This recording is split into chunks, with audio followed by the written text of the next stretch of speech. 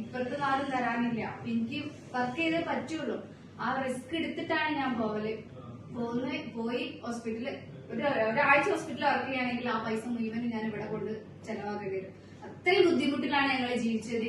ഏകദേശം മാഡത്തിന് ഷണ്ണാമേടാണ് എനിക്ക് ഒരു പ്രൊഡക്റ്റ് പരിചയപ്പെടുത്തി തരുന്നത്. പക്ഷെ ഞാൻ വിശ്വസിച്ചിട്ടില്ല. കാരണം ഇത്രയും ഹെവി മരുന്നും ഏകദേശം മിംസ് ഹോസ്പിറ്റൽ അതേപോലെ ബേബി ഹോസ്പിറ്റലൊക്കെ പോയി കഴിഞ്ഞാൽ 9,000 10,000 റുപ്യയുടെ ഒരു മാസത്തെ ചികിത്സയുടെ പൈസ. അത്രയും എമൗണ്ടില് മാറാത്തൊരു ഈ ഒരു ബെഡ് കൊണ്ട് മാറുന്ന പറഞ്ഞപ്പോ ഞാൻ വിശ്വസിച്ചില്ല. ഒന്നാമത് നമുക്കറിയില്ല ഇതെന്താ സംഭവം എന്നുള്ളത്. ഞാൻ വിശ്വസിച്ചില്ല. രണ്ടാമത് എന്റെ അടുത്തേക്ക് വന്നു. ഞാൻ വിശ്വസിച്ചിട്ടില്ല. മൂന്നാമത് സെബാസ്റ്റ്യൻ സാറ് കൂടെ, അതായത് വേറെ നമ്മളൊരു സാറ് കൂടെ വന്നിട്ട് സാർ എന്റെ അടുത്ത് പറഞ്ഞ് നമ്മൾ ഈ എടുത്തു നോക്ക്. ഞാൻ ചോദിച്ചു സാർ ഇത് എനിക്ക് റിസൾട്ട് തരും. സാർ പറഞ്ഞു റിസൾട്ട് തരുമെന്ന് ഞാൻ ഉറപ്പ് പറയൂല. ഏതൊരു സാധനവും നമ്മൾ ഉറപ്പ് പറഞ്ഞു കൊടുത്തിട്ടുണ്ടെങ്കിലും എന്നെ സംബന്ധിച്ച് അത് റിസൾട്ട് കിട്ടൂല.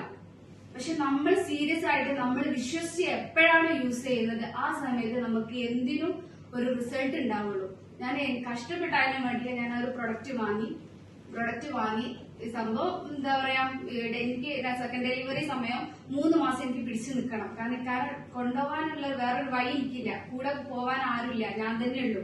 അപ്പൊ ഞാൻ പറഞ്ഞേ തൽക്കാലം നമുക്ക് അഡ്ജസ്റ്റ് ചെയ്യാൻ വേണ്ടിട്ട് ഈ ഒരു പ്രൊഡക്റ്റ് വാങ്ങിയിട്ട് ഒരു 3 മാസം എങ്ങനെയെങ്കിലും പിടിച്ചു നിൽക്കാം.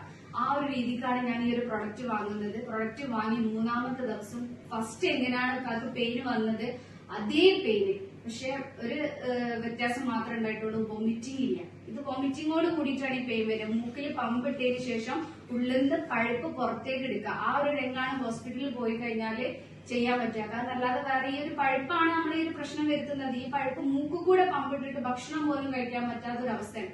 കണ്ടാല് സങ്കടം വരും, കരച്ചിൽ വരും. ഒരുപാട് രാത്രികളിൽ ഞാൻ കടന്നുറങ്ങാത്ത രാത്രികൾ ഉണ്ടായിരുന്നു. കാരണം കൂടെ ഒരാൾ പോലും നമുക്ക് ഉണ്ടാവും. നമ്മളൊരു ബുദ്ധിമുട്ടിനെ കടന്നിട്ടുണ്ടെങ്കിൽ ക്യാഷ് ഇല്ല എങ്കിൽ ഒരാള് നമ്മുടെ കൂടെ ഉണ്ടാവില്ല. സ്വന്തം ഏട്ടന്മാരായി കഴിഞ്ഞാലും പെങ്ങന്മാരായി കഴിഞ്ഞാലും ആരും നമ്മുടെ കൂടെ ഉണ്ടാവില്ല.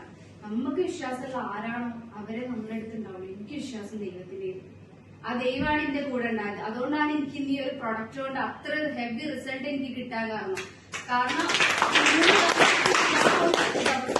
ഞാന് ഭയങ്കരമായിട്ട് ടെൻഷൻ അടിച്ചു. കാരണം കൊണ്ടുപോകാൻ ഒരാളില്ലല്ലോ പഠിച്ചോളൂ. ഞാൻ ആ ഡെലിവറി കഴിഞ്ഞ് കിടക്കാൻ എന്നോട് പറഞ്ഞിട്ട് പേടിക്കണ്ട, എനിക്ക് വലിയ കുഴപ്പമൊന്നുമില്ല, ഛർദിയില്ലല്ലോ, നമുക്ക് അഡ്ജസ്റ്റ് ചെയ്ത് നോക്കാം.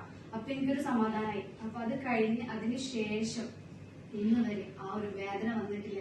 2 മാസം കഴിഞ്ഞപ്പോ ഞാൻ ടെസ്റ്റ് ചെയ്ത് നോക്കിയപ്പോ ഏകദേശം 2,500 ഉള്ള സംഭവം 1,500 സംതിങ്ങിലേക്ക് വന്നു. പിറ്റത്തെ മാസം ഞാൻ എനിക്ക് ഒന്നുകൂടെ ടെസ്റ്റ് ചെയ്യും. ആ ഒരു ടെസ്റ്റ് കഴിഞ്ഞപ്പോ തന്നെ അത് 600 ലെവലിലേക്ക് വന്നു.